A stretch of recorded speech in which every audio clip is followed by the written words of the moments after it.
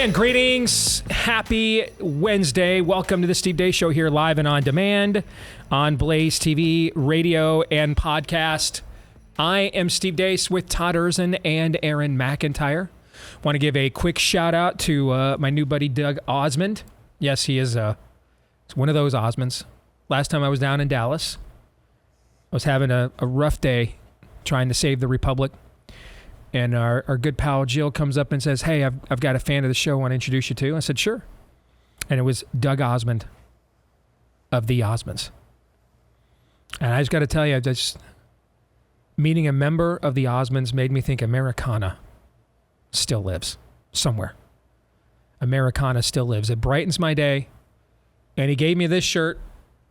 And I thought, man, if there was ever a shirt with a slogan someone independent of this show made that fits this show, it is this. Right? This is like Todd Erzin's life verse from the book of Todd.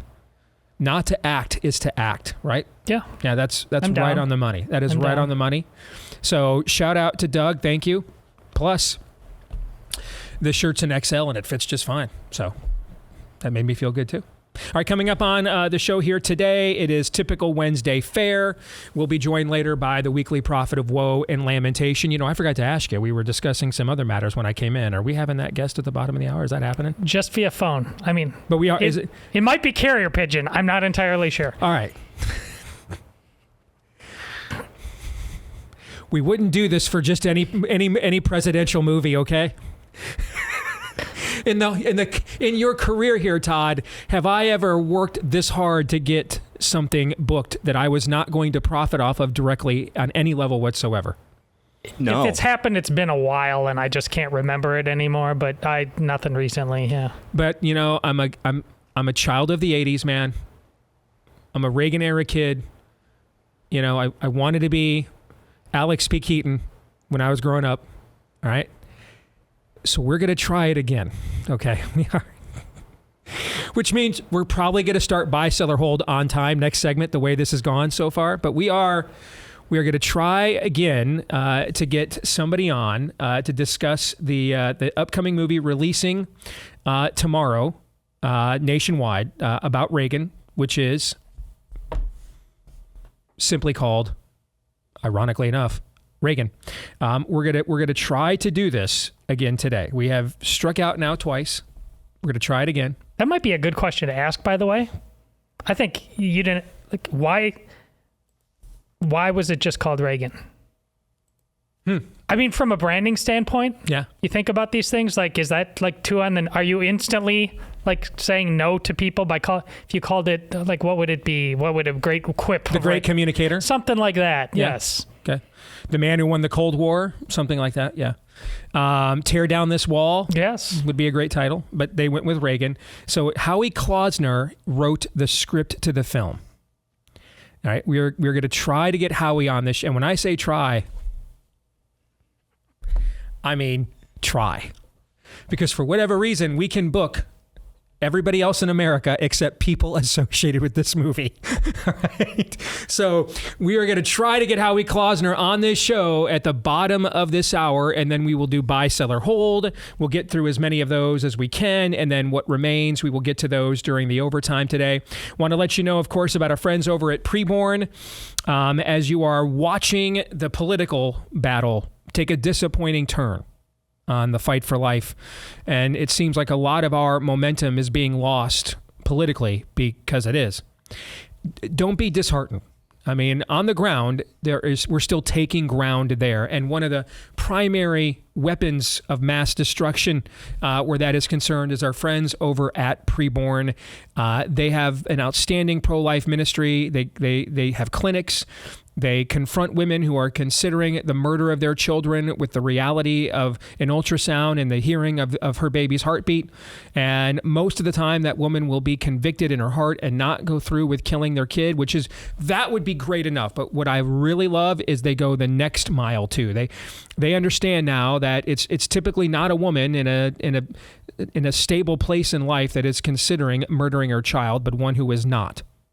And they need assistance. They need help. They need support. They're there for that, or they're there for that too. All of this, car seats, ultrasounds, baby formula, counseling, all of it, diapers, all of it free of charge. Now, this stuff isn't free. That's where we come in. All right, we provide the funding with a taxpayer, a taxpayer deducted donation. And that's how they save tens of thousands of more babies. We've helped them to save tens of thousands of babies already here at The Blaze. Let's help them to save tens of thousands more. All right. You can do it for as low as $28. That's all one ultrasound cost that could save a life when you dial pound 250 and say the keyword baby on your mobile phone, or go to preborn.com/Steve. Again, that's preborn.com/Steve. All right, let's get it going here with Aaron's rundown of what happened while we were away. What happened while we were away, brought to you by The Conjuring. Special counsel Jack Smith has now conjured a new superseding indictment against Donald Trump related to the alleged federal election subversion case. The revised indictment from a Washington, D.C. grand jury is a slimmer version of the previous indictment with fewer allegations about Trump's conduct. It's a reaction to the Supreme Court's ruling earlier this year that found Trump had, quote unquote, absolute immunity for acts committed in his official capacity as president or as a candidate. Trump responded on Truth Social saying in part, quote, no presidential candidate has ever had to put up with all this lawfare and weaponization directly out of the office of a political opponent, end quote.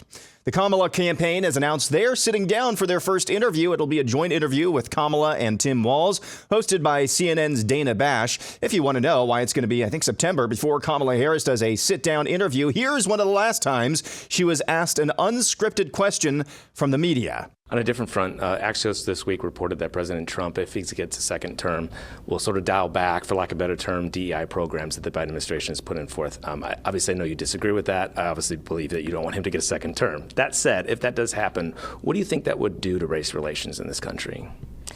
Well, let me say we're going to win, so it's not going to happen. But I think that, listen, today is actually, I believe, an anniversary in terms of Dr. King, right? And I was just in Selma, and we acknowledged the 59th anniversary of Bloody Sunday. I think it's really important that we as Americans always embrace our history, the parts that we're proud of and the parts that we're not proud of, but that we can't forget. And we should all agree that we should teach history, we should learn history if we're to ever have an accurate idea of where we want to go and where we don't want to go in the future. And that means also acknowledging the importance of diversity. It means acknowledging the importance of the fact that everyone should have equal opportunity to compete and equity. And then, of course, inclusion, that, hey, let's look around the room and see who's not here, and did we leave the door open? Kamala is now attempting to bribe first-time homebuyers, saying if she's elected, she'll give them $25,000 to put towards a new home. Trump also announced yesterday his campaign and Kamala's have agreed upon the terms of the September 10th debate. From what I can see, the terms and rules are basically staying the same from what they previously agreed upon. And perhaps her biggest flip-flop yet, Kamala's campaign issued a statement yesterday saying she now opposes electric vehicle mandates. Rabid communist Jocelyn Benson, that's the Michigan Secretary of State, has ruled that RFK Jr. cannot remove himself from the ballot in that state. Also this week, the Wisconsin Elections Commission ruled that RFK Jr. must stay on the Badger State's ballots as well. Journalism is magical and not at all broken. Update. Here's the headline from Politico. Vance tries to tether Harris to Biden during Michigan rally.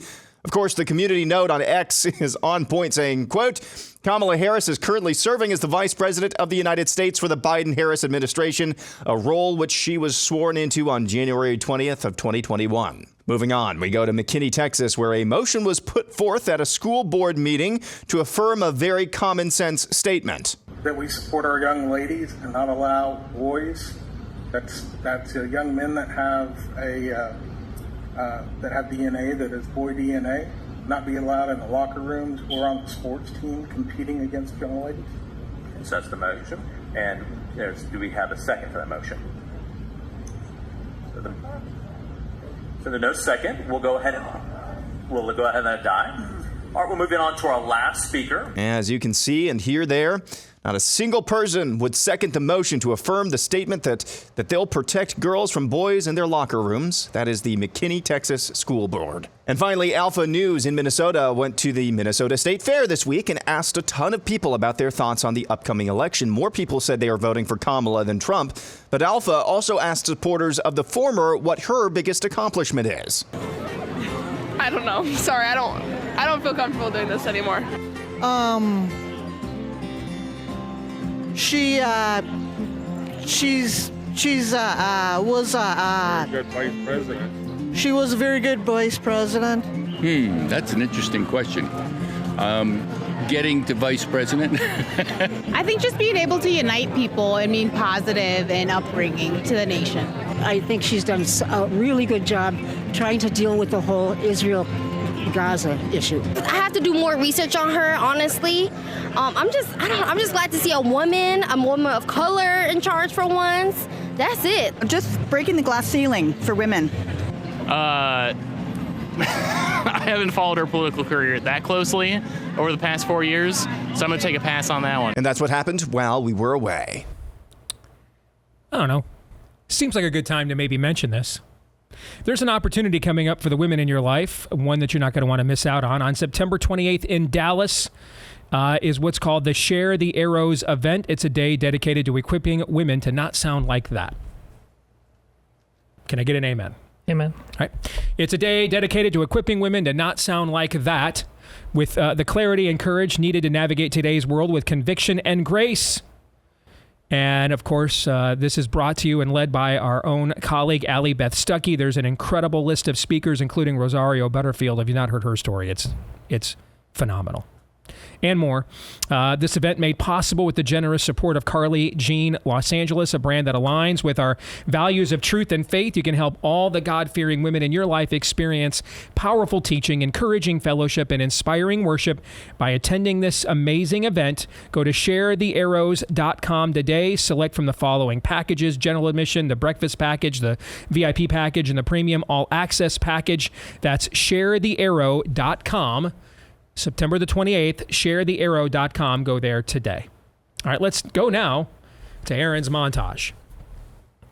I want to start with Michigan and Wisconsin and RFK Jr. still being on the ballots.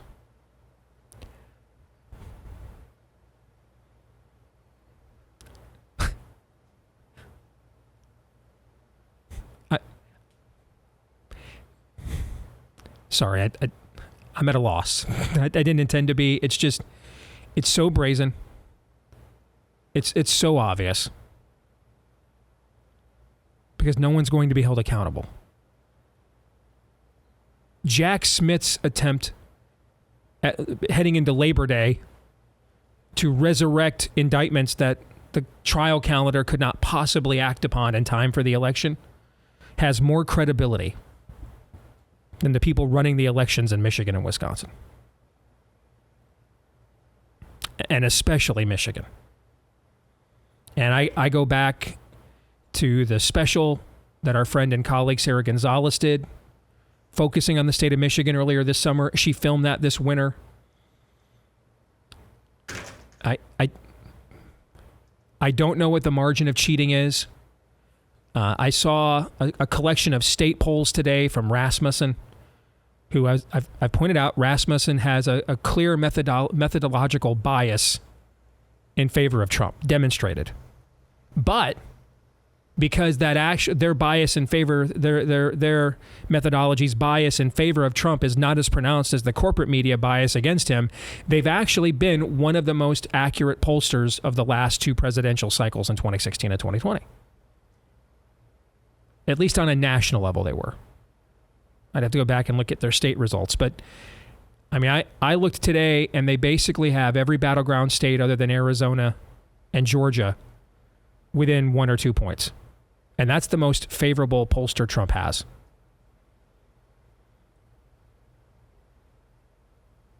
So, if we're countermanding the anti-Trump bias with a pro-Trump bias, and we're polling that Trump's down 1 in Wisconsin and up 1 in Michigan, and you see that these are the people running the system there, Does it even go?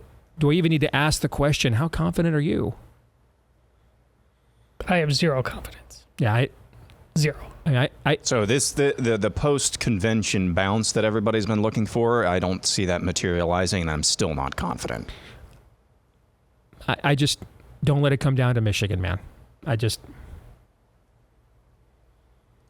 don't let it come down to Michigan. I don't know how many votes it takes to win. I don't know how many votes it would take to win Michigan. I don't know what the number is. I don't know what it is. Forget Michigan. Where do we draw the line?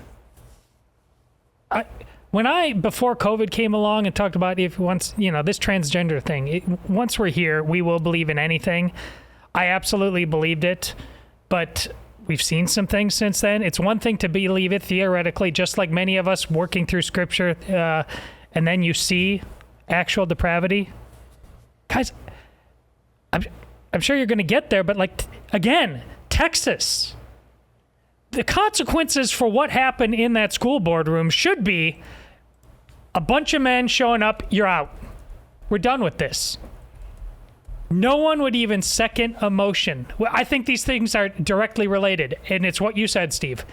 Zero consequences ever, because we have a laundry list of priorities rather than inflict consequences on utter lawlessness and depravity.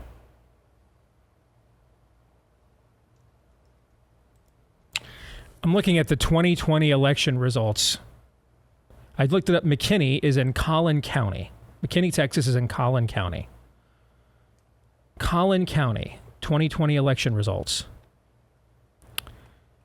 Donald Trump won that county by about 5 points. So that's a red county, not overwhelmingly so, but pretty red. That's a red county. Trump won. And there's your school board silent when the question is posited, are we going to protect the women or not? And everything is a narrative nowadays. Everything is a narrative. All is narrative, and narrative is all. Everything is a narrative. So I don't know what it would take to win Michigan. And that's before we even get to Wisconsin, which I think is more winnable, but also has what I was told by a really good little birdie, the worst voter rolls he's ever seen, which would explain how bad the polling has been in Wisconsin. The polling in 2016 and 2020, it was the worst battleground state polling of Wisconsin's been the worst of any battleground state of the last two presidential elections. So then how do you win? You have to win the narrative. You have to win the narrative. And Joe Biden is not the candidate because they could not come up with the votes they needed for him to get reelected. Because the narrative that would have made it legitimate was destroyed that night on June the 27th. Okay, that's why he's gone. There's no narrative to justify them getting the results that they need. It's not about getting the results they need. I mean, they're just going to keep candidates on the ballot after they've requested to be taken off. They don't care. These people are a law unto themselves. Unrestrained. No check and balance. No accountability. Donald Trump is going to instead face a retread set of indictments from things the Supreme Court's already ruled on, but they're not going to act in taking a candidate off the ballot when he's requested it. They're just a law unto themselves. So you have to win on narrative. And what that means is when he gets her on the stage, he's got to dominate her. He's got to win resoundingly. It's got to be very clear that she is not capable of being the face of the president of the United States, because she's not going to be running the country either, but the face of the operation, that she can't do it. And for different reasons, we have to come out of that event, maybe not as dramatically so, but similarly so as we were on after June 27th. That, hey, that can't get elected for different reasons. Okay, she's not senile. She doesn't have dementia. All right, but it's got to be very clear. He's got to reduce her to a Veep episode.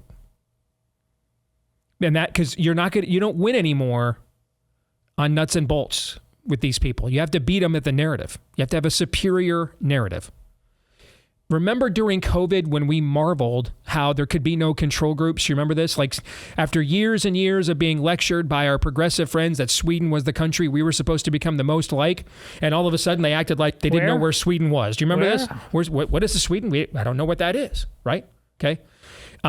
Remember, when Georgia was was it the Atlantic or Vanity Fair that claimed Georgia was an experiment in human sacrifice when Brian Kemp reopened the state, and then when their numbers didn't steeply incline or anything, they just acted like Georgia doesn't exist. They just moved on, right?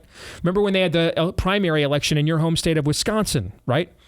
And I think like 400,000 people showed up to vote in that across the state.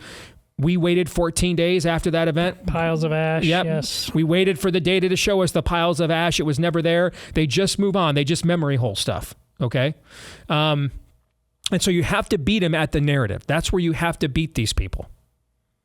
They cannot be shamed. You have to make their narrative implausible. Otherwise, you'll have Senator Murphy in Connecticut blaming Donald Trump for Joe Biden leaving the Afghan soldiers behind. I mean, that's who you're up against. All right. Truth. This is a truthless void to these people. And it's not as if necessarily Donald Trump himself is a paragon of truth, but he represents more of your traditional BSing,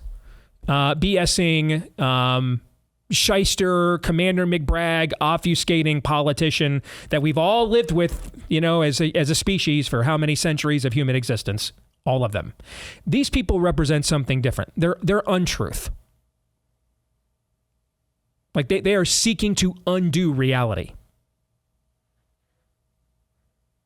Not even bend it like Trump thinks he can. They want to undo it altogether. So you're going to have to beat him in the narrative. You're going to have to get her on that stage, and you're going to have to dominate her.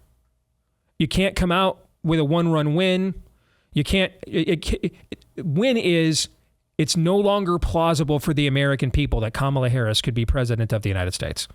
That is the. I hate to say this because I'm putting expectations on myself now, right? And I've got to go down to Dallas here in a couple weeks to be a part of the Blazes debate coverage. So, but I'm used to being that guy. If I got to be that guy, I'll be that guy again. He can't just win. He can't just be better than her. When you see the connection between how these people operate on the ground in states like Michigan and Wisconsin, and then how they operate up here when it comes to narratives, he has to take that narrative away from them, is what Mr. Trump has to do. We have to walk out of that debate on September the 10th thinking there's no way people can legitimately vote for that.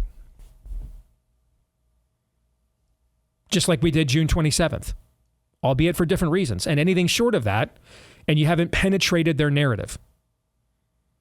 Because if even in your own most favorable pollster is putting this well within, if the final polling averages are what Rasmussen has out today in all of these battleground states, and then they flip them all by 1 point, there's no scandal there to the normie. You know what I'm saying? There's nothing. Hey, you guys said it was close. It was in the margin for error, Yeah. And then Trump outsourced his organization to all these third parties that have never done a national get out the vote operation before. So there was no Republican Party on the ground. And you see, you're feeding their narrative. Okay. This is all now about narrative. Narrative is all is narrative. You have to disrupt the narrative. And so this debate on September the 10th that is going to happen now, he has to relegate her to unelectable. Anything less than that, and you risk them doing exactly what they did in 2020 all over again. You have to rob the narrative from them. What are you guys' thoughts? Well, before you started talking, I said I have zero confidence, and you did not elevate that a single point by a narrative, which means you're just connecting the dots, quite frankly. I don't listen, we were just the commercial, yesterday, Aaron, the Kamala commercial that we about Harris her versus Harris. Yeah, about the Bidenomics. Mm-hmm. They're like, all right, let's keep doing this. But we can't hide the fact that we're like, It's nice that you finally nailed. I mean, it's not that hard, but we're always surprised when it actually happens. So none of us here are in the habit of holding our breath. Why are we going to start now, man? It's just like this.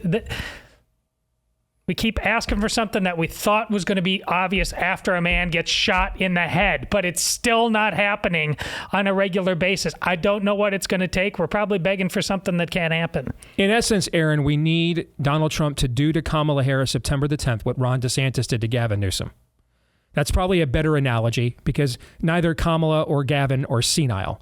But we all knew coming out of there that Gavin Newsom was a spent force as a national standard bearer this cycle, that he had just been decimated there. I mean, he didn't come across as, senile or anything of that nature, but it was very clear that as a national political brand, that was not going to happen. And that's what needs to happen here. He has to do that to her to disrupt their narrative that will justify them just, doing on the ground on game day what we all know they're going to do in these states. Yeah, so it was also very clear in the lead up to the Trump-Biden debate earlier this summer that Donald Trump, at least from my vantage point, he took prep for that debate very seriously. Mm-hmm. That was very obvious from the word go. I hope he does the same thing here because I think the Kamala strategy, here's what I think is actually happening here. The thing with aren't they going to debate? The mics, are the mics going to be muted during that thing? That was not a serious quibble at all. All that story was earlier this week was a massive troll to get under Donald Trump's skin. Because did you see what the statement was that the Kamala campaign came out with? It's come to our attention that the aides of Donald Trump don't think he can act presidential for 90 minutes. And then they put out these montages with chickens clucking in the background as Trump talks about Biden being too afraid to debate. It was a massive troll. It seems like what their strategy is for this debate is just trolling Donald Trump. Trying to get his skin. Him to react. Yeah. And so trying to get him to douche out. Well, yes. Yeah. And so I'm sorry, that's probably an effective strategy. If he can actually withstand that for 90 minutes, and if he can actually act presidential for 90 minutes, that will accomplish what Ron DeSantis did because you're going to make her look like the clown that she is. Mm-hmm. But that's a big if because we're talking about Donald Trump here. I don't disagree with any of that. Also, the bar for you're right about the Gavin Newsom, but the bar for him was pretty high. Polished, feisty. The bar is so damn low right now for Kamala. And that very first debate she had with Biden back in the day, people obviously didn't think she won, but she didn't act dumb that debate. She was feisty. She was taking him on. A lot of people hate Trump so much. If she's that instead of dumb, look at the You're fair. Right, There's no standards for her. But then she's out of the race in like a month. Why? What happened the next debate? Tulsi Gabbard just went right after her and deconstructed her. Okay. Well, who is, we're told right now, coaching Trump for this debate? Tulsi Gabbard. Okay. I mean, I think Donald Trump has to absolutely force her and to expose that she is not capable of running a country, because that then reinforces the GOP narrative that this isn't a real candidacy. These aren't real people. Whatever forces have been running the country for the last few years while a senile dementia patient was the face of it that got exposed during the debate are who's also behind her. And they're the people they're the forces running the country into the ground, right? That's the GOP narrative of the debate, of the election, okay? That's our side's narrative. Their side's narrative is Trump's a terrible person. Trump's a douchebag. Trump is mean. You don't want to see any more of Donald Trump. You've seen enough, okay? That's their side's debate, or their side's narrative. So one of those narratives is getting fed. Anything, and we can't have a draw. A draw won't work. It can't even be like a close win. We definitively need our narrative to win the night like we did June the 27th. Otherwise, you run the risk of feeding in their narrative and, oh, shucks, we just so happen to win a close one by all the turnout in these cities all over again. More in a moment.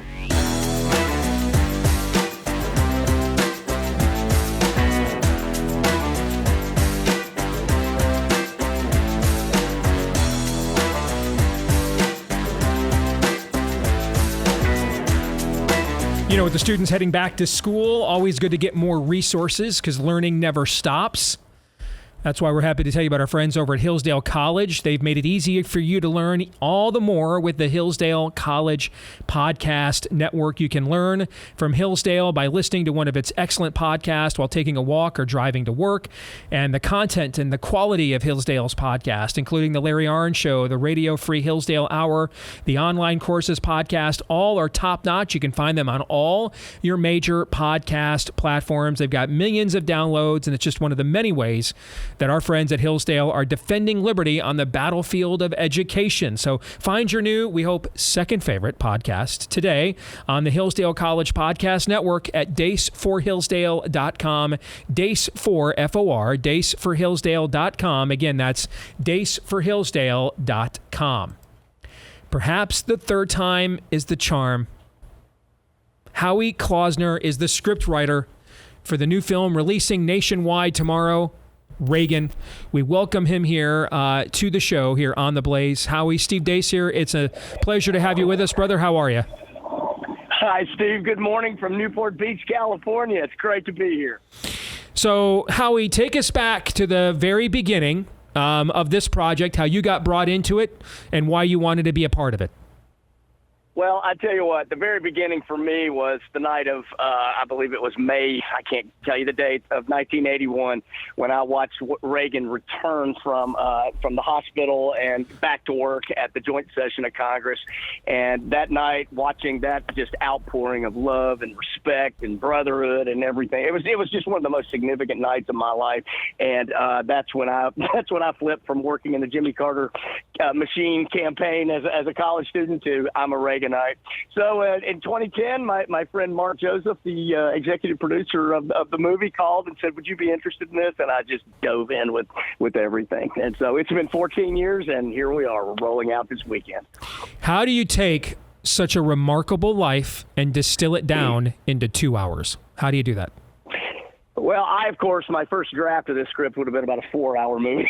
They were not happy with me at all. You asked a really good question because he lived the 20th century. He was the 20th century, the span of his life and all the history within it. The way that we chose to do it, the way that I brought to it is just like, let's find the spine. And as a child, the challenge was for him by his mother. It's like, you need to find the purpose of your life. And all these things that he did and succeeded so incredibly at. I mean, he was a college football player. He was a broadcaster. He was an actor. He was a union president. He was a corporate guy. He was a governor. But he didn't really understand or know, by his own words. He said, I knew the purpose of my life the night I was shot. And we saw Mr. Gorbachev tear down this wall. That was the sine qua non of the whole thing. You mentioned his history, including a broadcaster. So the former president and I have something in common.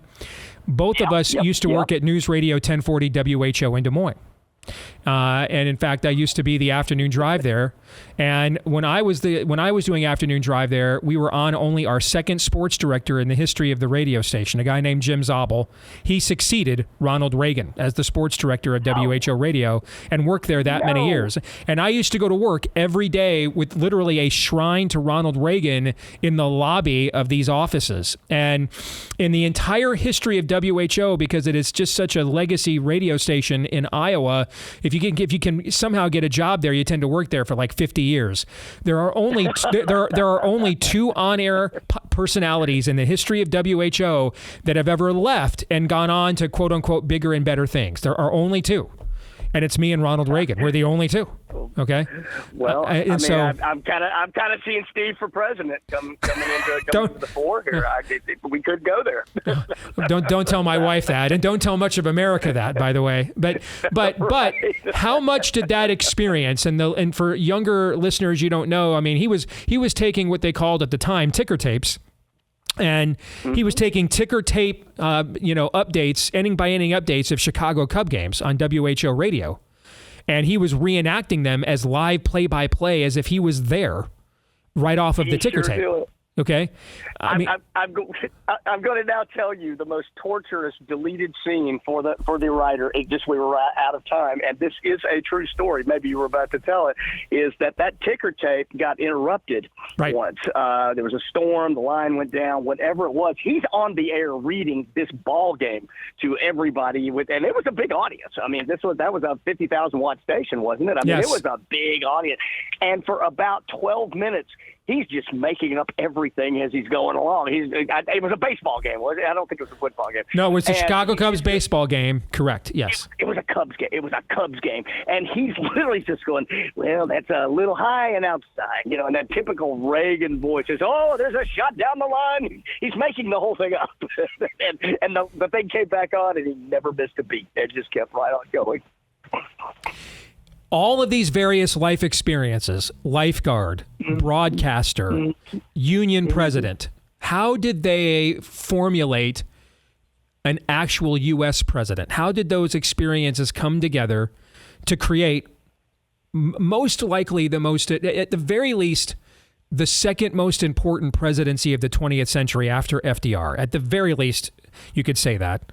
How did those experiences make him the man he would go on to be? When you look at the life, which it's wonderful to be a biographer, which I'm a screenwriter, but I'm a Reagan biographer now.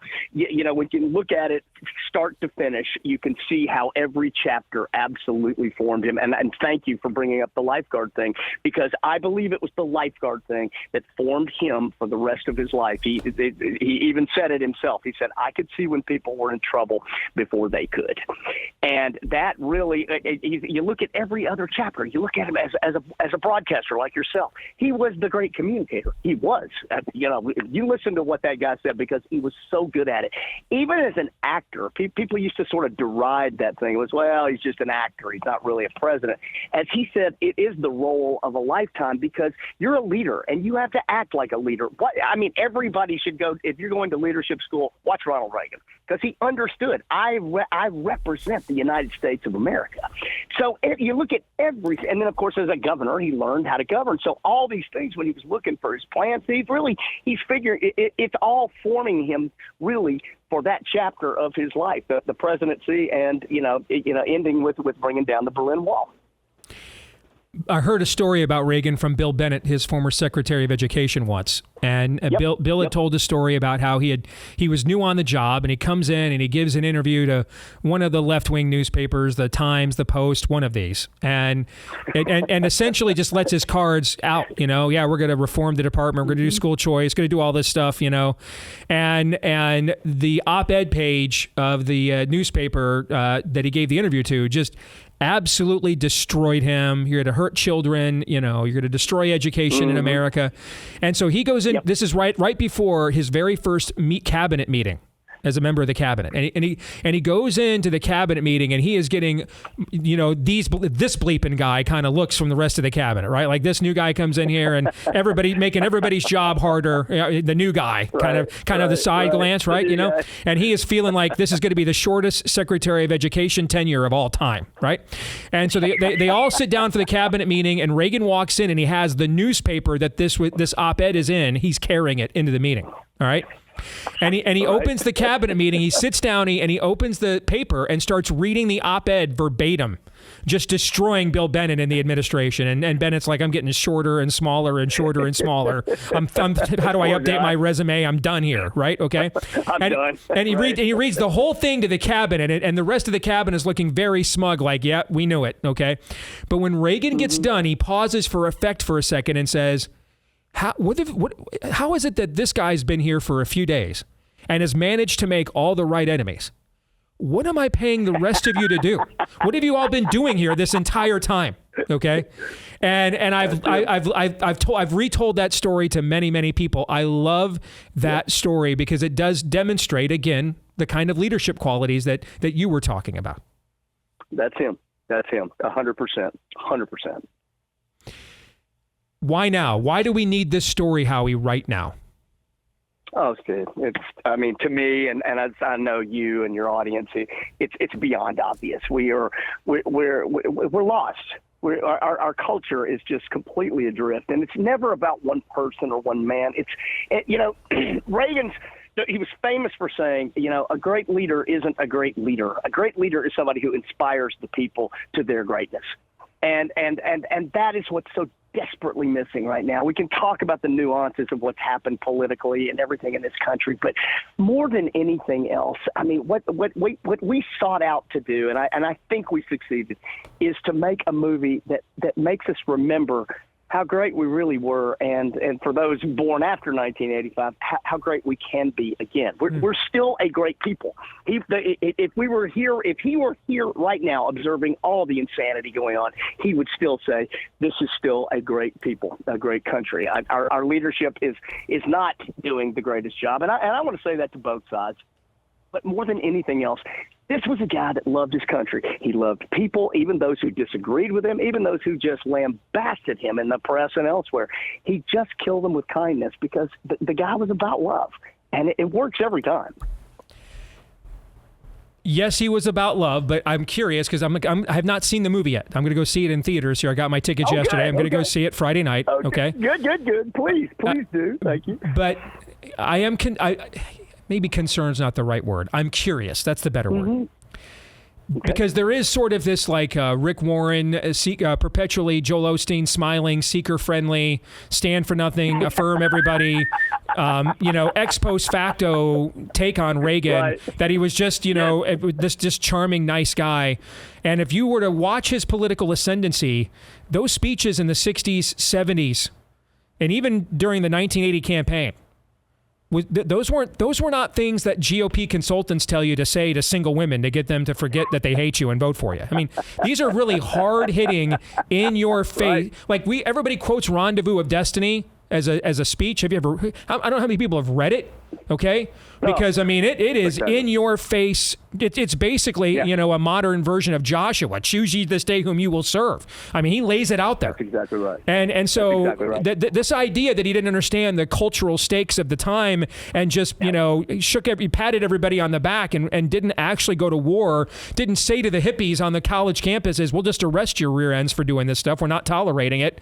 I mean, that's not necessarily the nice guy, hippy dippy Reagan. He's kind of being repackaged like Jesus is these days, So your thought, does your movie show that? Oh, I think you're going to be a happy guy, Steve. I think you're going to be a happy guy when you see and you'll be happy to know. The wonderful thing about movies is, they are the most collaborative art form there is. I mean, so you don't just have actors reading lines. You have guys like Dennis Quaid who understood that character from the bottom up, and he brought that nuance that you're that razor sharp line. Absolutely, I believe that righteous anger, as you mentioned, Joshua. Perfect example.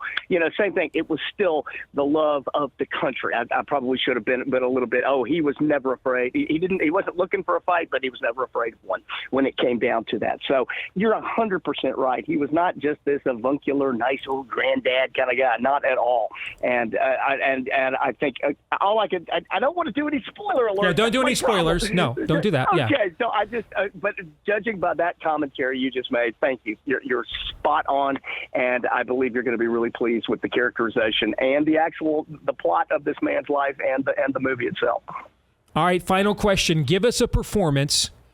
I mean, obviously, Dennis Quaid's a well-known actor, one of the best-known actors of his generation. So give us another performance in the film that people want to look out for when they go and see it, that'll really stand out to them. I'm going to give you two. First of all, Nancy Reagan is played by the glorious Penelope Ann Miller. She not only is her performance just spot on and nothing like you probably saw portrayed, but 100%. You talk about doing some research. This woman understood her character better than the screenwriter. I think she blows the doors off the character there as Reagan's just his number one. She was everything to him. Secondly, Academy Award winner John Voight as we see the story is told by Reagan's ultimately his arch nemesis, who was a KGB officer who was watching him for 40 years. He tells us the story, and John just blows the doors off of it. He's just such a brilliant actor. Well, I agree. It's it's a message that needs to be heard resoundingly right now in terms of confidence again as a people. But then also many of the Marxist elements that he was fighting globally have been imported here domestically in the last decade or two into our very institutions. And so they're not speaking Russian and writing Cyrillic alphabets anymore. It's our own language, but it's the exact same worldview. And so there's a cultural, contemporary cultural application as well. So here's hoping it does bonkers this weekend. And you're in good hands with my man John Sullivan over there, and can't wait to see the film, Howie. Sir. Please go see it, everybody. You're going to love it. As I said, you're going to remember how great we were, and you're going to remember that, and also think this is how great we can be again. Let's get out there and watch this film. Amen. Thank you, Howie Klausner, scriptwriter for the Reagan movie. Thank you. Sure enjoyed it. You Thanks bet. a lot. So did we. And boy, he's really not likable at all. All right. So you guys' thoughts on that conversation and the film? Gosh, I wish we just had the luxury of this just being a really good movie, but it has to have broad shoulders and actually, serve as a political commercial right now. That's a pretty heavy lift at the start of football season. But man, I'll say a prayer for it, because whatever spirit is in there, if they capture it, we need it.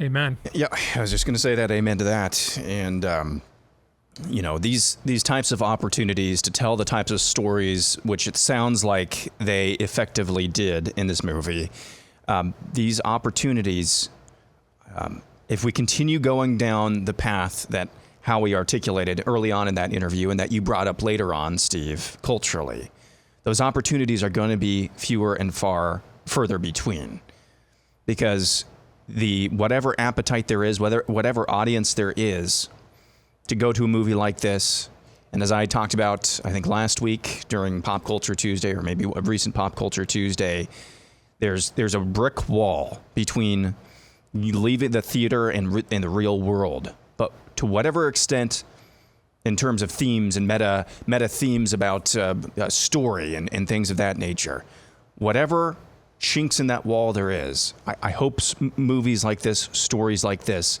can penetrate, that leave people leaving the theater with a sense of, actually, these themes are real when I leave the theater. These themes are actually concrete, even though I can't touch and feel them. These themes of courage, bravery in the face of evil and crises. I need to go do this in the real world. I need to go do this. As your T-shirt says, to not act is an act. I hope that's what people come away from this movie with. Amen. That'll preach right there. All right, let's play buy, sell, or hold here when we come back.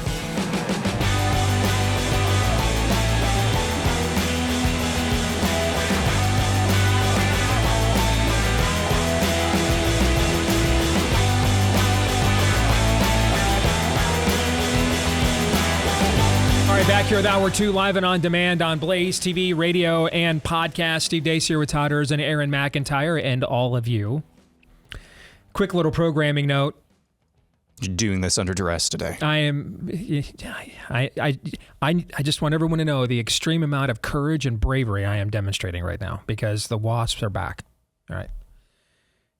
I mean, you guys didn't see last segment. Erzin just went Mr. Miyagi and took one out from midair with his bare hands. Oh, I thought you were talking about, I'm like, well, Todd's a Catholic. Get it? Wasps. Catholic. You know what? I like it. Your dad joke game, it's getting there. I like it. That's good. I like that. Only like 3 people understood what you were doing there, but I'm one of them, and I'm feeling it. I liked it. Todd, your thoughts on that for a dad joke? This is quite a segment so far. No, but America missed Todd literally taking a wasp out of midair, Mr. Miyagi style, and then pounding it into the desk into submission with his fist. My hero. Thank you. So if you're wondering, what is this thing next to my cup? It's literally the EpiPen. All right, so they're going to go up and fix it this afternoon. They tried to do it this morning, but then they didn't want to unleash them right before we were going to go on the air. You know what I'm saying? And then we got an even bigger problem. All right, so Todd, you're my herald, right? You got my back. You got my 6, right? We'll get her done. You're on the lookout, and I'm just going to sit here and do the show because I'm tired of being tired. So, but if at any point you just randomly see Todd walk in front of the camera, He's not Joe Biden. He's not just meandering. All right. He's not having a senior moment. If at any point you see me just kind of kindly get up and walk away, so that Todd can be my protector. All right. That's all that's happening here. And if you're just listening to the podcast, you're like, you've already wasted enough of my time, so get to it. So we shall. Let us know what you think about what we think via the stevedeace.com inbox. You can email us, steve@stevedeace.com, DEACE. Like us on Facebook, me, we, and Gab. You can follow me on X, Instagram, TikTok, and Getter at Steve Deace Show. And don't forget the last name is DEACE or RIP if I get stung by one of these wasps. This part of the show is brought to you by our friends over at Miracle Made. These sheets, you guys, I love them. I rave about them. They're outstanding year-round in terms of your temperature regulating for proper sleep, whether it's a record cold January in Iowa, a record hot July in Iowa, or this time of year now, the most wonderful time of the year we're going into where, you're running the AC in the afternoon and the windows are wide open at night and it's hard to stay, one temperature because of the change of seasons. These sheets have got you covered literally and figuratively. And let me also not bury the lead. They're very comfy. They're very comfy sheets. All right. NASA-inspired silver-infused fabrics that help with temperature regulating all night long. Also, by the way, that helps to keep the sheets cleaner longer than your average sheet as well. So you can go to trymiracle.com/Deace to try Miracle Made's sheets today. And whether you're buying them for yourself or as a gift for a loved one, if you order today, you can save over 40% off. And if you use the promo code Deace at checkout, they'll throw in 3 free towels and an extra 20% off as well. All right, that's trymiracle.com/Deace using the promo code Deace, trymiracle.com/Deace. using the promo code DEACE. And I forgot to request, again, if you love the program, leave us a 5-star review on the podcast side of things. Thank you to those of you that have done that. You can also make sure to hit follow if you're on iTunes or subscribe everywhere else. That'll make sure that every time we do one of these new episodes here in the feed, it'll show up in your feed every single time. Another quick programming note, Todd is gone after today for the long Labor Day weekend. Aaron and I will be here tomorrow.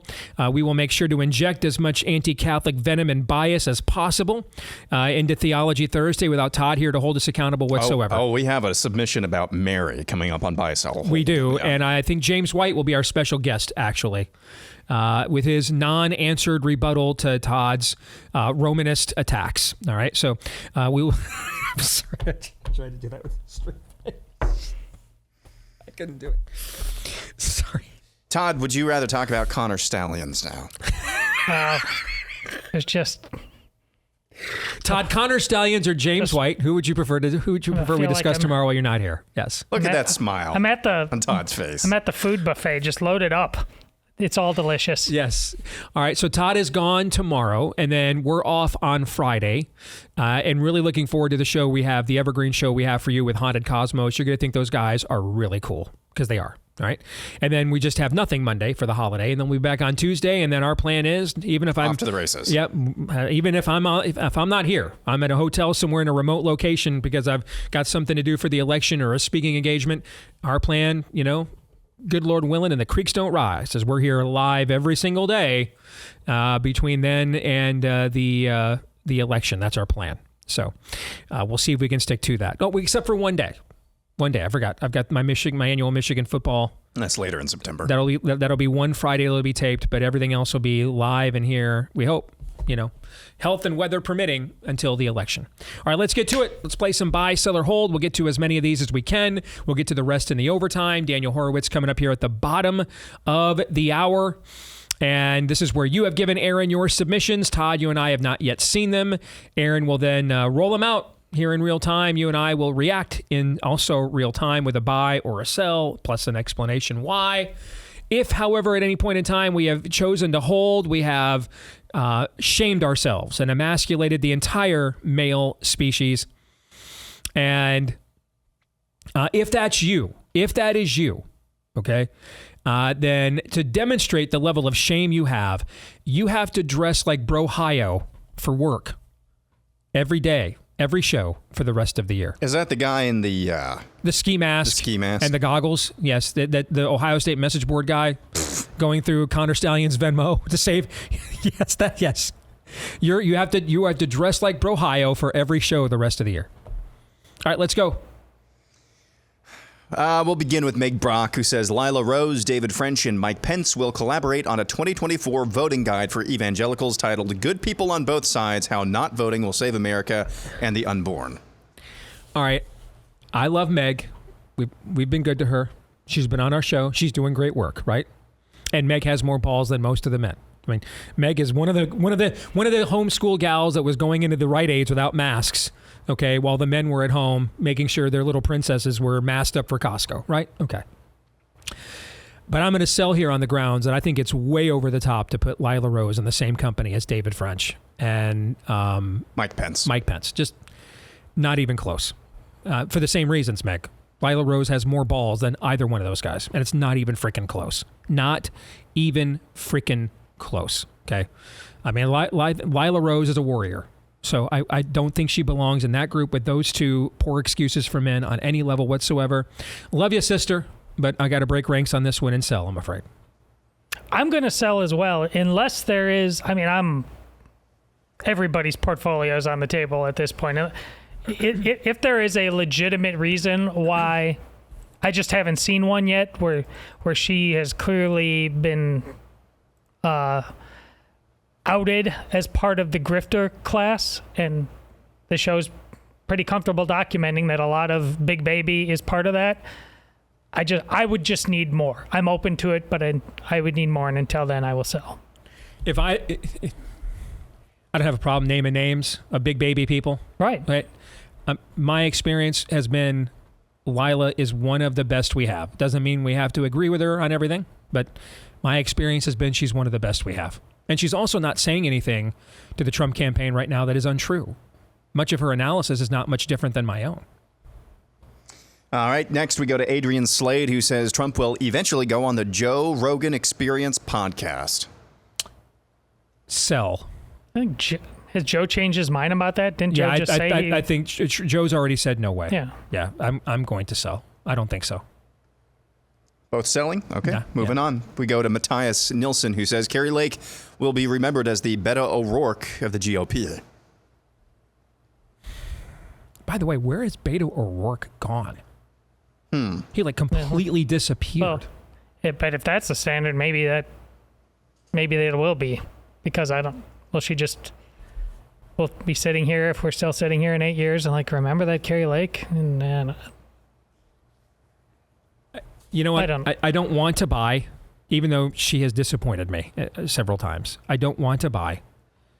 But I think if I'm being honest, I'm going to have to on her current trajectory. She's in a no man's land. Did you guys see the thing I sent you last week where the Trump campaign was basically telling her to get off the stage?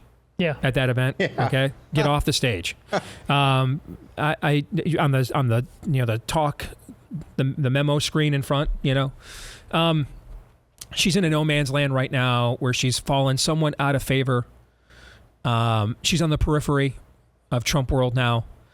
And so she's not getting the full benefit of that association. But at the same time, it's kind of a metaphor for Trump and abortion. She's not getting the full benefit of her Trump association now. But on the other hand, she's still getting all the backlash and people in Arizona that don't want to vote for her because of her close association with Trump perceptively. She needs to figure out how to make the campaign and the race about her and Ruben Gallego and not about Donald Trump. And because Trump's, I think, going to win Arizona without her. And I also think that she is such a known commodity within Arizona politics now that I do think there is a 3 to 5 point swing of people who would vote for Trump and not vote for her. It's not it's not an automatic. Mark Robinson is still to a lot of people a lot of conservatives know him, but to a lot of people in North Carolina, you're being introduced to Mark Robinson for the first time this race. So I find that unlikely that Donald Trump would win North Carolina by 5 points, but Mark Robinson would lose by 5 points. Doesn't mean he would win, but I think it would be a much closer loss than that. In this race, she is such a better defined candidate that I do think you could see that level of bifurcation. And so she needs to figure out how to win on her own merits as a candidate. All right, that she is not a Trumpista. She is the Republican nominee against an open borders Marxist named Ruben Gallego. And I don't see that she has figured out how to do that. I mean, she's still doing interviews with like Newsmax and stuff. You've already got, sweetie, you've got all those people watching that outlet. You've got all the votes already. Okay. So that is a Beto O'Rourke trajectory to irrelevance, I'm afraid, which I don't like saying because I think that's an immense amount of political talent still. But I'm going to buy.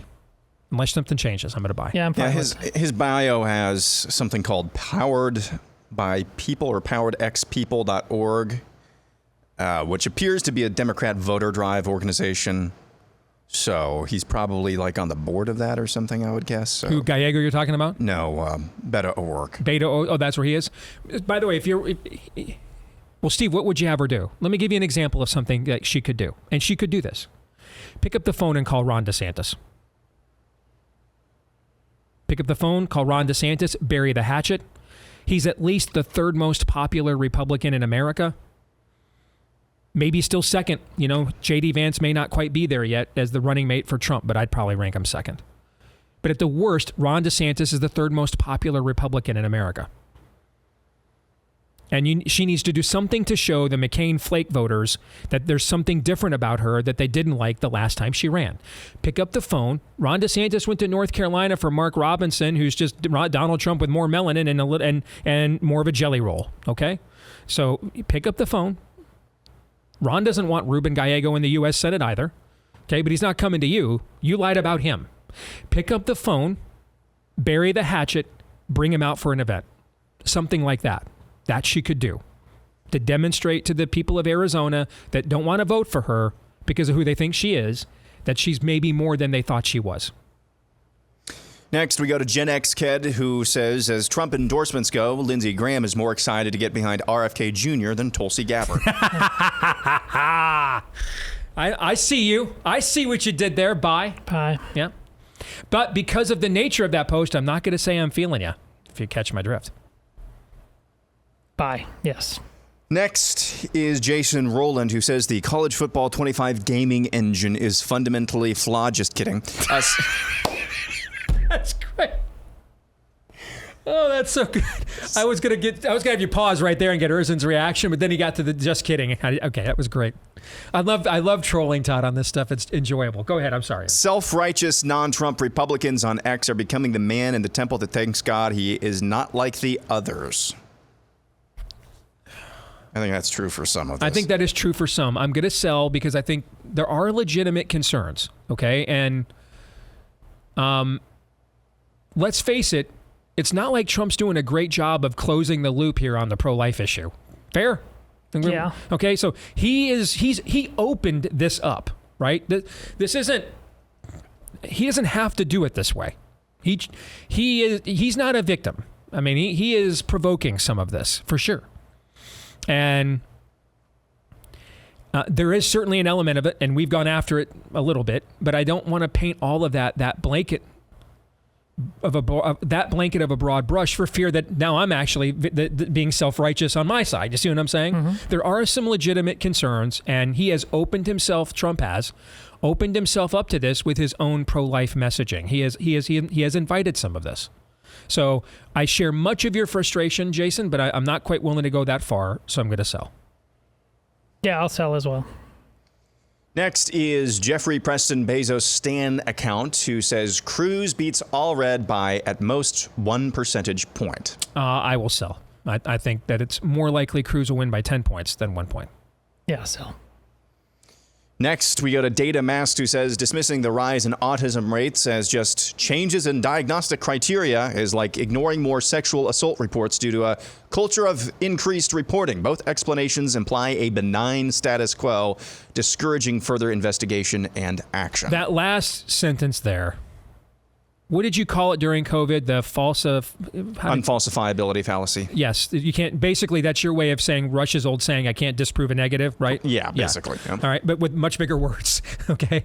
That's kind of what I read the last sentence of this post is quantifying what that looks like, you know? And nothing says I'm really confident in my positions quite like I won't open them up to any scrutiny or skepticism at all, right? I mean, That's always the people that don't want their positions scrutinized are usually on the right side of history. We have determined that's usually how the math works.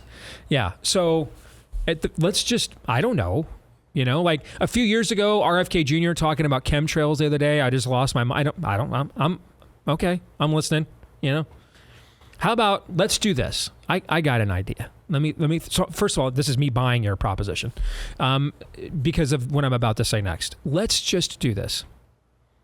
I'll go back again to what I said during COVID. Let's put Jay Bhattacharya and Harvey Risch and Pierre Corey and Peter McCullough and Robert Malone in a room with Debbie Birx and Anthony Fauci and Francis Collins and Ralph Barrick. Let's just put them all in a room together. All right. A great conclave, I mean, the church let Arius talk. The church actually let the heretic himself come and make his case. Now, we eventually slugged him in the mouth. Literally. That literally happened. All right. St. Nicholas literally slugged him in the mouth, but he did get a chance to make his case. Arius got invited to the conclave. He was invited to come to the council, make your case. And then when it was clear what he was spewing was forked tongue from the pit of hell, all right, he was removed, exit stage left. But he was given a hearing, right? Mm-hmm. Let's at least have a hearing. Let's put them all in a room. Like I said during COVID, let's put these experts in a room, and let's just run the camera, put it on C-SPAN unedited, and let's see what comes out, right? Let's study some of this stuff. Let's find out. What's the harm in it? Unless there's harm in it. Yeah, the fact that I'm buying because of the names you just mentioned and the fact that they weren't actively sought out just proves the point. And it's in journalism, it's in medicine, it's in education. The things that we're told in the name of disinformation, we're not allowed to say now. And again, we're still arresting people for speech code violations now in Western Europe. We don't have an appetite for this as a people. There used to be remember, it wasn't that, Steve, we were told that the KKK had to be able to protest on that sidewalk because this is how we did business. Yes. We're not told anything. Folks, we're just not serious about what Steve, no one gets a voice except for those who are part of the oligarchy, and until people who say they're living in a republic and celebrate July 4th demand otherwise, you're just going to be played like damn fools. All right. In a second, I've got a very quick buy, sell, or hold submission for Todd, Aaron. Are you okay with that? I do as well. All right, so that was just it. emailed to me. But first, a reminder, if you're looking for even more content, particularly geared to helping your family stay on the narrow road in these confusing times and to pass on the faith to the next generation, what does it mean to respect your husband, to love your wife as Christ loved the church, to not exasperate your children? Well, those are all questions that the ministry at Focus on the Family has spent decades trying to help people of faith that are now family members and parents and husbands and wives and moms and dads navigate those questions in a difficult and increasingly negative world. All right. So you can listen, learn, apply, and then thrive in Christ with the Focus on the Family podcast from Jim Daly, the head of Focus on the Family. Just go to the website, Focus on the Family with Jim Daly, DALY, focusonthefamilywithjimdaly.com, and get some of that practical teaching that'll impact your family's life today at focusonthefamilywithjimdaly.com. Again, focusonthefamilywithjimdaly.com. All right, Todd, buy, sell, or hold. This was just emailed to me. Danny Toner says that Todd is praying that I get stung so you can stab me with the EpiPen. No. No? No. You're a sell. Okay. No. All right. All right, Aaron, continue. This one is from, can you read that? We Too Deep, who says Clemson will win the ACC and make the Final Four in college football. That's your buy, sell, or hold for Todd? Yeah. Yes, I see you. I like it. We're not going to make it, are we? I'm going to buy. They're not going to make the Final Four, but I think they're going to win the ACC. Because the playoff is actually 12 now. So they'd be one of the 4 teams to get a bye. But I think they're going to win the ACC. Now, I think it is possible they get absolutely poleaxed by Georgia Saturday. But I think they're going to win the ACC. I'll buy that. I think after they come get their whooping this weekend, I think you'll see Dabo come back and remind people that he's still pretty good at this gig called coaching. All right, our next one is from Tyler Bruder, and it's one of those lists where it takes courage to step into the squared circle. But at the same time, you better not miss on a list like this. Okay. Tyler Bruder has the top 10 Fleetwood Mac songs.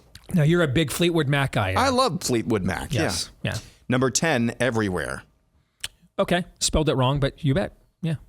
Number 9, Tusk. Probably their most underrated song. Yeah, I'd probably have Everywhere higher, but okay. That's an interesting video, by the way. You ever seen the video to that? Mm-mm. It's like out on a football field. Interesting. Yeah, with a marching band and stuff. It's kind of very early 80s peculiar. Number 8, Rihanna, Too Low. Agreed. It's one of their signature songs. Yep. Number 7, Songbird, Too High. Agreed. Yeah, you and I are on. Todd, where are you at on this so far? I like Fleetwood Mac, but I'm not even associating. I'm sure some of these names I'm not familiar with, so I think I know the songs, but I just don't know the names of the songs. Like, you cannot possibly have Gold Dust Woman ahead of Rhiannon, for example. Number 6, Dreams, Too Low. Agree. Way too low. One of their signature songs. Totally. I remember the first time I ever heard that song. I was probably 10 years old, and I was in the passenger seat of a U-Haul on I-90 just west of Sioux Falls. It was a dark and stormy night. And it was. We were, the first time I ever heard this song, we were heading out to Spokane, moving my brother from Tennessee to Spokane. And we were heading into a thunderstorm just west of Sioux Falls, and this came on the radio. Really surreal experience. Number 5. It's also surreal listening to you recount it. Yeah, yes. Yeah. Number 5 is Landslide. Yeah, I just don't think you can put Landslide and Gold Dust Woman ahead of Rhiannon or Dreams for that matter. Number 4, Gold Dust Woman, Too High. Now, the top 3 are dynamite choices, just an argument about necessarily which order, and they're all from the same album. Number 3, Don't Stop. Number 2, Go Your Own Way. Or number 1, The Chain. I know that's your number 1, isn't it? Yeah. Go Your Own Way would be my number 1, but these would be my top 3. Day. I mean, Go Your Own Way is more of an earworm than The Chain, but I like The Chain probably a little bit better. I assume you know some of the history of the band, that they were literally dating and breaking up with each other while doing all these songs. Yeah. Yep. Todd, your thoughts? Well, like I said, I like them, and Go Your Own Way is my favorite, so it was high enough. I'll buy. This is a good list, but I'm still selling. Too many alterations that we made. So I'm selling. And Aaron's been making these alterations since he was in the back. Never mind. I did that. I remember the first time I made an alter. Sojourner Mary in Idaho says smoked sweet potatoes topped with pumpkin spice and pecan streusel. Ooh, I will be making a sojourn to Mary's house in Idaho. Actually, I'm a buy. Have you had smoked sweet potatoes? I'm not a huge sweet potato guy, but smoked sweet potatoes cubed. Oh man, those are good. I don't really care what's at the bottom if it's topped with pumpkin spice, pecan streusel. I don't really care what's at the bottom. So buy.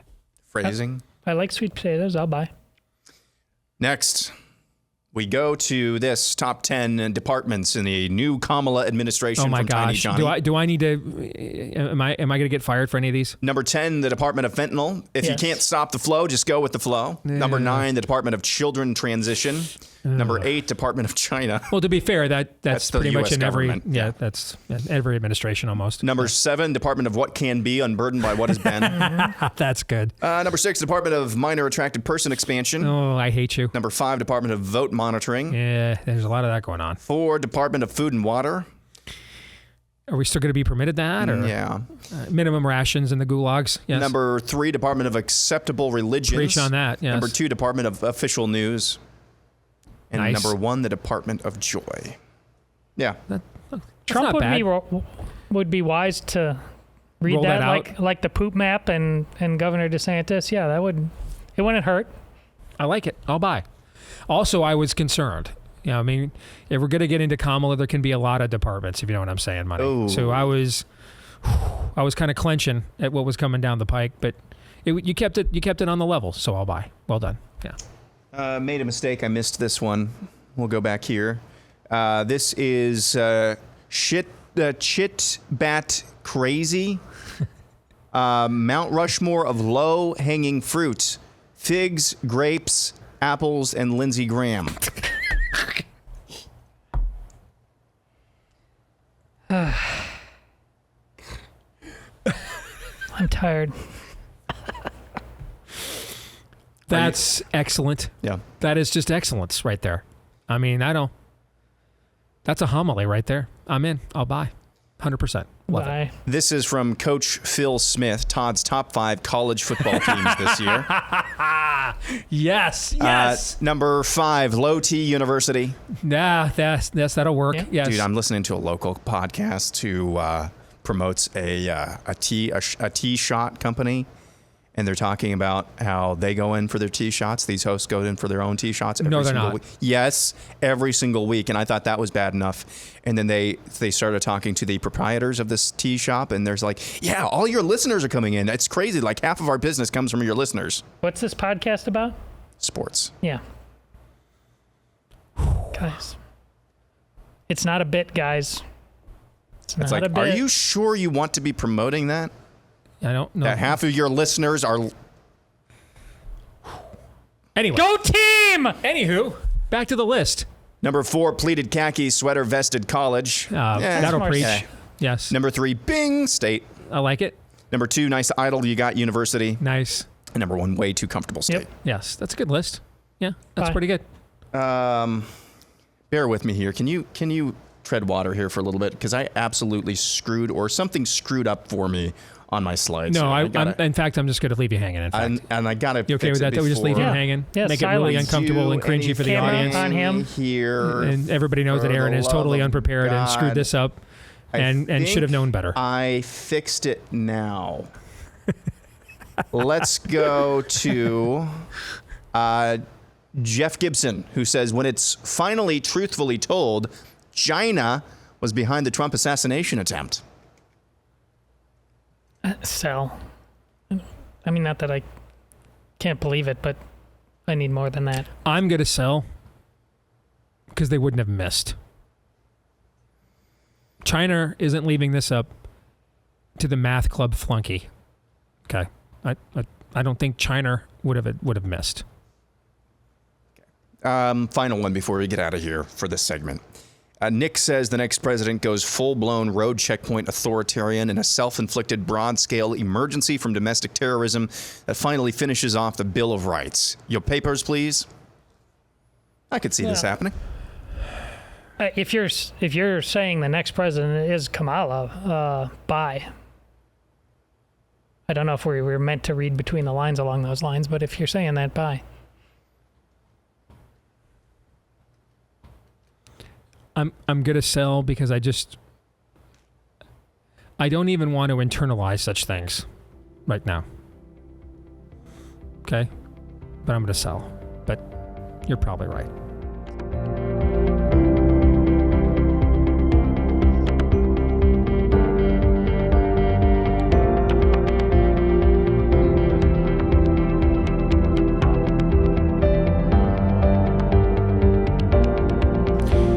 Well, we all recognize the need for a parallel economy. Unfortunately, it's not there systemically, but one place where it is when it comes to our mobile phones. And folks, I have seen it. I mean, whether I'm speaking at the Leadership Summit here in Des Moines, brought to you by Patriot Mobile. I'm speaking at a conference in Pigeon Forge, Tennessee for faith-based filmmakers, brought to you by Patriot Mobile. In fact, the nefarious panel we did was literally in an auditorium sponsored by Patriot Mobile. So when we have been telling you all these years that Patriot Mobile does take what you give them and they take those profits and reinvest them back into the country and the kingdom, I've seen it. They absolutely do it. But they also have a fantastic product, a great U.S.-based customer service team. That means you'll actually be able to understand what they say. Access to all the major networks. You can switch with any of those tower systems whenever you want for free if you're a member at Patriot Mobile. And right now, if you do make the switch to Patriot Mobile with the offer code Steve, you get a free month of service, with the offer code Steve at patriotmobile.com/Steve. That's patriotmobile.com/Steve. Or you can call them at 972-PATRIOT, or patriotmobile.com/Steve. Let's bring him in. He is the prophet of woe and lamentation. He is our friend Daniel Horowitz. It is good to see you, brother. Thank you for joining us. Hey, Steve, where's the Patriot Mobile political party? You know? Yeah, well, in a way, that's kind of what the Trump campaign thinks that they're doing. It's very clear now. The message is the Democrats are too radical to rule, and here's RFK Jr. and Tulsi Gabbard to essentially reinforce that for us.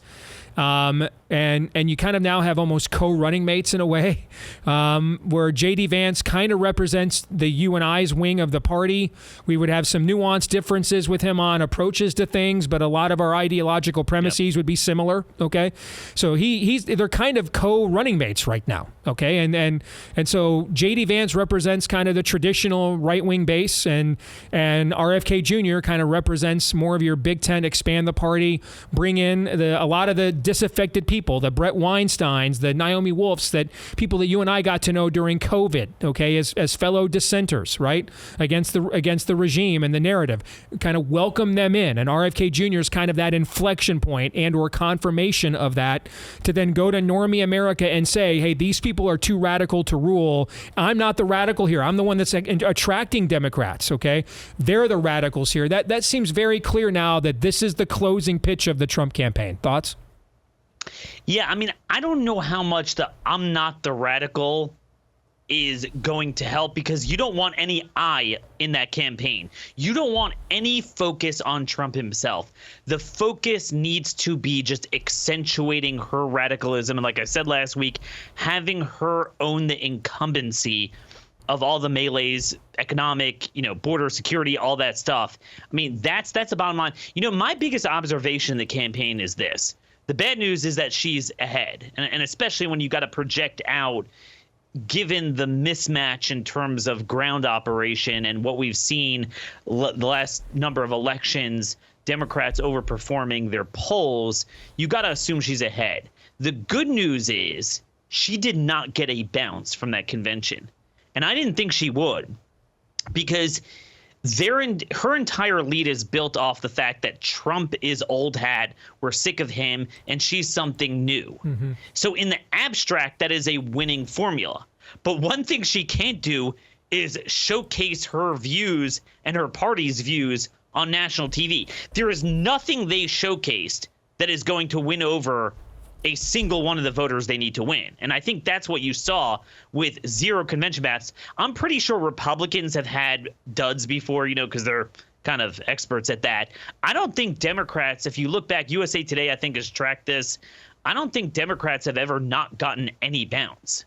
So I think therein lies the contours within what will potentially be the underpinnings of a Trump victory, in that he's got to accentuate the point that Kamala is the current president. Mm-hmm. She is de facto president, and it's not a matter of I'm not radical. People believe what they believe about Trump. He needs to get up there at the debate and say, there's a reason Joe Biden is not at the podium right now. Mm-hmm. That is because he is not the real president. She owns it. We have a lot of candidates that run on what you are going to do. This is the first election in modern history of two people standing up here. I was president. She's now president. And bang away, border, crime, peace in the Middle East, every economic metric, cost of living metric. Straight up, which one would you rather? I think it's more in terms of performance, outcome, what the country will look like. I know it's a little bit nuanced, Steve, but I wouldn't make it about I'm less radical than she is. I don't think you wanted to go back on Trump at all. I have actually, and you and I've talked about this publicly and privately together. My biggest concern is that the opportunity to reintroduce himself as more presidential in the wake of the his defiance after being nearly assassinated, that they missed that opportunity. They didn't take full advantage of that, and that we were going to regret that. I do actually think since the Democratic convention ended, the campaign has strung together. You can see actually like a strategy. It's not like just, hey, randomly we had a good day. You can see the strategy. All right, right after the convention, roll out RFK. Okay, the weekend, Monday, roll out Tulsi Gabbard. All right, the commercials are ready to go. Here's Kamala, what she was saying, acting as vice president compared to what she's saying now.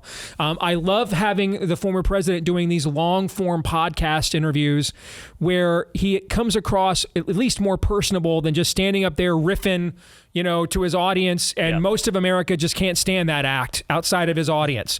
And so you're seeing, whether it's this Theo Von guy or Dr. Phil or Sean Ryan, he even expressed like contrition and self-awareness in the Sean Ryan interview that he made some poor appointments, for example. I'm feeling like really good, like this is good stuff. I think we're stringing together some days. And then I see stuff like this morning, okay? Michigan's just like, RFK Jr., we could leave him on the ballot anyway. We don't care. Right? Wisconsin, we could leave him on the ballot anyway. We don't care. Even Rasmussen, the most favorable pollster to Trump, the only pollster that overestimated Trump's support in 2020, puts out a series of battleground state polls that in the states that we need to get over 270 are well within their narrative margin to justify cheating. I think people need to understand Biden is not gone, okay, because they couldn't get the votes they wanted, but because no one was going to buy that he could get the votes that they got, okay? They're creating a narrative where it's now you can see that she could get 80 million votes, right? And that's what concerns me, is that if even the most pro-Trump pollster we have publicly still has this still within, in these battleground states, a narrative that would justify them running their game plan. Even though I like the vibe of it, I feel good about the vibe about where things have been here for the last 4 or 5 days. But when I get confronted with that again, and I get concerned. It's been a better 4 or 5 days. Like I said, the good news is she didn't get a bounce, but I don't think she went backwards. And I think the reality is that she was always ahead. And I don't think anyone in our industry does a service to the cause that they feel is most cherished, AKA that Trump needs to beat Kamala Harris, by assuming we have the ball in the end zone when we don't. And that's why I think you and I have been advocating you need a big play at the debate. You need a big budget fight over a key issue. You need to you need an onside kick. You don't have enough time. You gotta do something to get 2 touchdowns where you only have a few minutes remaining. That's the way I have always viewed the election. Again, I'm happy to be proven wrong, but given the circumstances that we have seen the last number of years, you have to assume, even like I like the way you put it, even if Rasmussen is the most accurate poll, I would have to, if I were betting money based on the results the last couple of years, I would have to give the edge to Kamala and the Democrats. And especially when you factor in the fact that Democrats are running away, even in the Republican pollsters, with every single governor and Senate election in all, I was going to say 6, it's actually 7 states, because they're running away with the governor's election in North Carolina. So that's got to be negative energy. That's got to be a problem. And this is why you have to make a big play. You have to accentuate in the consciousness of the national attention that they are releasing criminals into your neighborhoods. Okay, not abstract principles. Illegals might vote in elections and ruin Republican electoral chances. Feeding the narrative of stolen elections, which the normie voters I don't really think bite upon. It's got to be those issues. And Steve, I know I'm the fly in the punch bowl.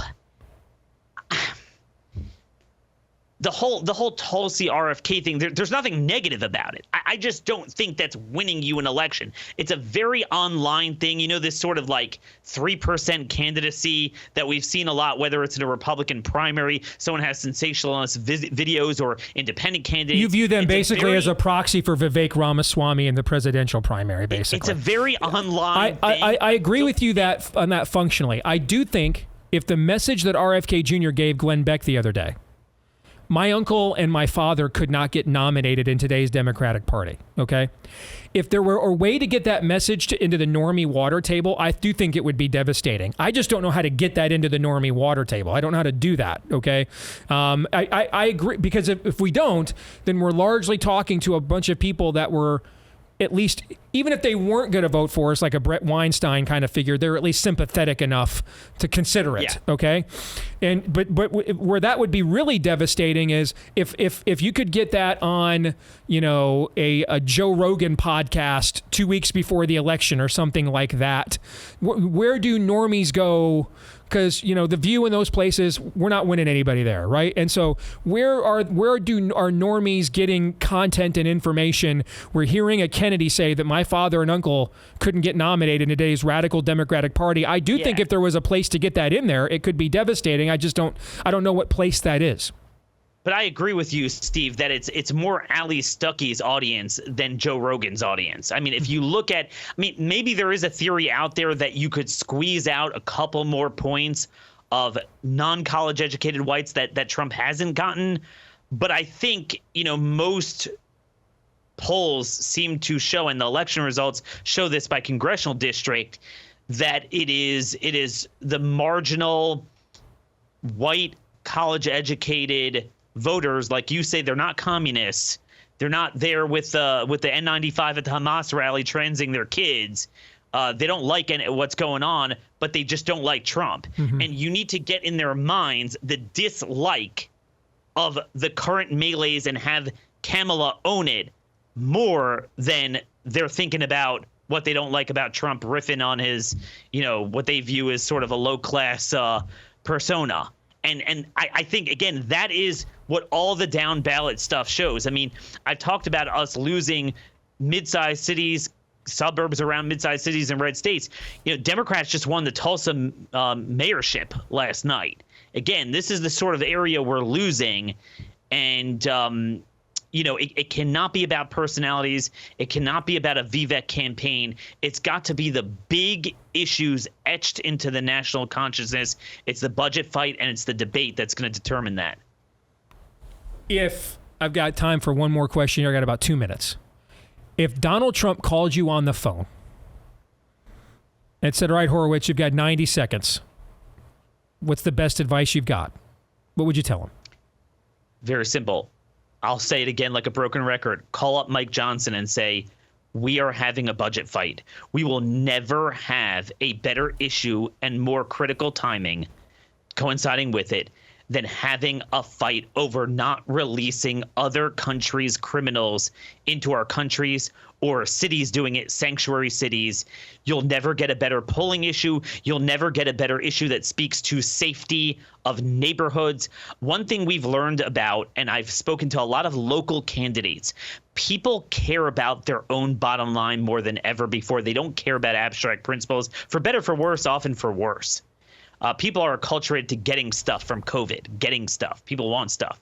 Nobody wants their stuff, their homeless shelters, their communities, their education, their healthcare going to other countries' bad guys.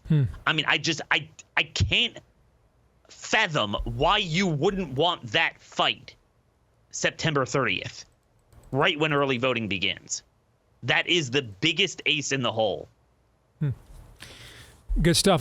By the way, I actually think, given the way we communicate today and how fast news cycles move, I could argue that a government shutdown, a prolonged debate over that, is actually the way we need to argue, because it would stay in the news consistently over several news cycles.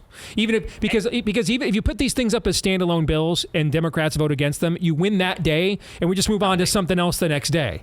We would keep coming back to this talking point and this debate and issue is the government every shut down? single day.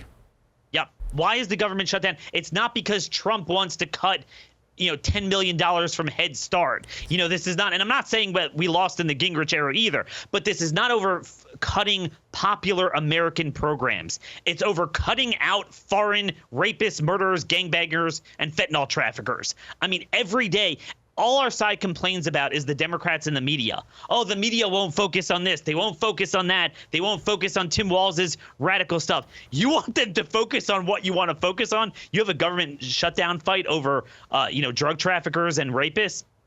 I mean, I can't think of a better issue than that. Good stuff, my friend. Thank you. See you later. You bet. All right, gentlemen, final thoughts here. Well, does Trump not want this fight? Because I am told that Trump does, actually, but Mike Johnson it doesn't want it and doesn't think it can be winnable. The budget that you're talking. No, I'm talking. I'm sorry. I should have been on the border issue and crime and safety. Isn't it? Can it boomerang back at him? And people say, "Well, I thought you were the guy who was going to build the wall and stop this altogether. What happened there?" It's like you said before on some of the buy-sell holds, Steve. You know, it's not, when you phrased it, it's not as if the people, even when they are being sanctimonious, but if they're just being, if it's really about principle, it's not as if they don't have some kind of argument.